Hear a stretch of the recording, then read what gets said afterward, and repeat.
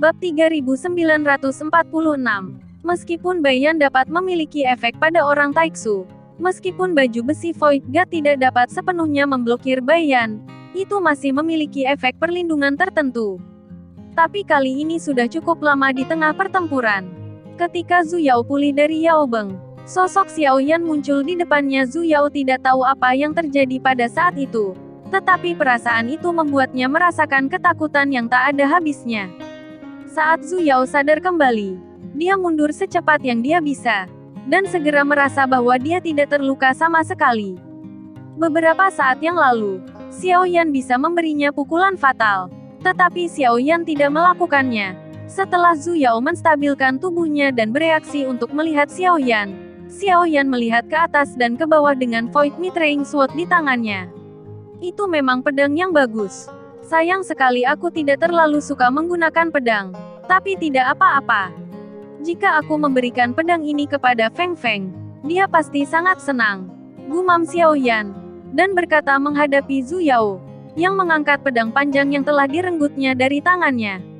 Kamu mencari kematian. Zhu Yao memarahi dengan marah. Jelas Void Miserable Sword ini sangat penting bagi Zhu Yao. Setidaknya itu adalah salah satu kartu trufnya. Namun, Xiao Yan tampaknya mengabaikan raungannya, dan memasukkan pedang sumihan, dan kemudian menatap Zhu Yao. Zhu Yao marah. Ini bukan untukmu. Terima kasih. Kembalikan pedangku. Jika kita memiliki kemampuan, kita akan saling berhadapan, dan berhenti memainkan trik kotormu. Xiao Yan tampaknya sangat marah pada Zhu Yao, yang jelas-jelas menganggap Sumi Han-jian sangat serius. Dia masih memiliki banyak trik yang mengandalkan pedang Sumi Han. Sekarang pedang itu diambil oleh Xiao Yan. Trik jahat. Aku tidak senang ketika kamu mengatakan itu. Jangan berpikir bahwa jika kamu memberiku pedang, aku akan memukulmu dengan ringan. Bahkan jika kamu dalam kondisi yang baik, kamu harus dipukuli dan dibunuh jika kamu mau untuk dipukuli, kata Xiao Yan. Meskipun ada senyum di wajahnya, tetapi ada niat membunuh di matanya. Zhu Yao pasti pemimpin dari banyak Taiksu ini, dan semuanya dikirim ke Xiao Yan. Hal yang sangat baik. Xiao Yan tidak akan melepaskannya. Dan alih-alih menunda terlalu banyak waktu, setelah Zhu Yao ditangani, 6 Taiksu Sen yang tersisa juga harus ditangani untuk memenangkan kemenangan ini.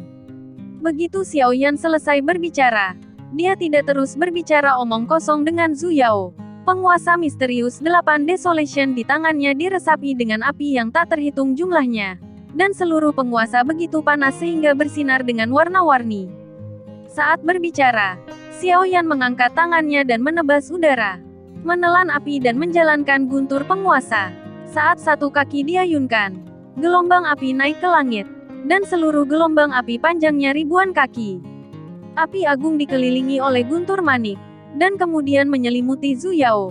Dan yang terakhir sangat dekat dengan Xiao Yan, jadi sepertinya sudah terlambat untuk menghindar. Tetapi serangan semacam ini tampaknya tidak begitu menyilaukan dalam ketiadaan yang luas dan pertempuran banyak orang saat ini, karena semua orang bertempur dan tidak peduli dengan pertempuran lain di sekitar mereka. Xiao Yan menatap lautan api, dan melihat Xiao Yan tiba-tiba mengangkat penguasa berat Bahuangsuan dan menebas di belakangnya. Suara emas dan besi bertabrakan bergema lagi, dan bukan Zhu Yao yang meluncurkan serangan diam-diam di belakang Xiao Yan.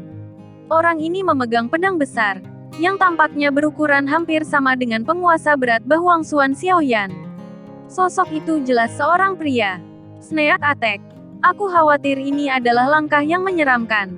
Xiao Yan memegang Eight Desolation Mysterious Ruler dan bertarung melawannya. Itu hanya pemborosan yang lahir di alam tingkat rendah. Jika bukan karena sumber daya yang melimpah, bagaimana mungkin kamu memiliki kualifikasi untuk bertarung melawan Taiksu? Suara berat pria itu datang dari balik topengnya, dan di dadanya ada 2 kristal merah.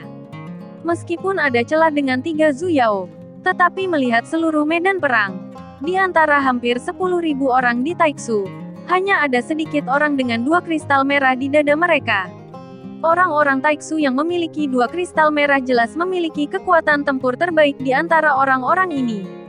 Xiao Yan dan Xing Hui sudah merasakannya ketika mereka bertarung satu sama lain dibandingkan dengan mereka yang bertarung satu sama lain sebelumnya.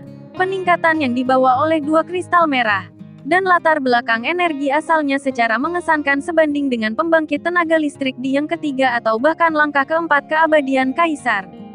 Kekuatan abadi yang bisa terkandung sudah sangat objektif. Dalam pertempuran tidak akan berhati-hati seperti hanya satu kristal merah, dan lebih berani menggunakan kekuatan abadi. Xiao Yan tidak tahu sebelumnya bahwa selain perbedaan jumlah kristal merah, armor dewa palsu juga berbeda, bahkan lebih penting daripada kristal merah. Setelah membunuh Xing Hui, Xiao Yan memperoleh armor dewa palsu generasi kedua di tubuh Xing Hui, yang juga mengubah kristal merah di dadanya dari satu menjadi dua. Tentu saja, selain kristal merah, dia bisa merasakannya dengan jelas, dibandingkan dengan armor dewa palsu sebelumnya. Armor dewa palsu Xing Hui lebih kuat. Namun peningkatan kekuatannya tidak keterlaluan. Lebih kuat dari sebelumnya. Tetapi hanya sedikit lebih kuat. Sepertinya merupakan adaptasi terhadap kekuatan abadi yang terkandung dalam dua kristal merah. Dengan kata lain, kekuatan baju besi dewa palsu generasi kedua adalah persis kekuatan yang dimiliki oleh dua kristal merah yang mengandung kekuatan abadi yang dapat meledak. Dan itulah yang dapat ditahan oleh baju besi dewa palsu generasi kedua. Pria kekar Taiksu memegang pedang besar, dan ada aliran kekuatan abadi yang mengalir ke pedang raksasa di dalam kristal merah. Dan hanya dengan berkah kekuatan abadi dia dapat meledak dengan kekuatan seperti itu. Lihat, armor kita persis sama. Suasananya jelas serius. Tapi tidak ada kepanikan di wajah Xiao Yan. Dia bahkan sangat tenang. Dan dia masih memiliki mood untuk mengamati penampilan baju besi. Mendengar kata-kata itu, sosok pria Taiksu itu tiba-tiba membeku. Dan pada saat ini, mata Xiao Yan tertuju. Dan tiba-tiba kekuatannya meningkat tajam. Dan dia terpental. Tapi sebelum Xiao Yan bisa mengejarnya, angin dingin lainnya datang dari belakangnya. Tepat ketika Xiao Yan berbalik, dia mengangkat penguasa berat Bahuang Xuan lagi untuk memblokir serangan itu. Pedang panjang yang terbungkus cahaya dingin menusuk tubuh penguasa berat Bahuang Xuan. Pedang panjang itu menelan cahaya dingin dan mengandung kekuatan abadi yang hebat. Pukulan ini langsung mengejutkan Xiao Yan kembali. Dan pedang di tangannya penguasa berat Bahuang Xuan juga terpental. Telapak tangan Xiao Yan bahkan terkoyak. Tetapi cedera semacam ini dapat disembuhkan hanya dalam beberapa tarikan napas.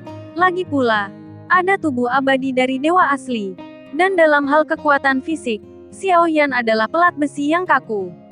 Tidak mungkin merobek pelat besinya sepenuhnya tanpa kekuatan absolut. Tapi Xiao Yan, yang menembak ke belakang, tidak kehilangan pusat gravitasinya.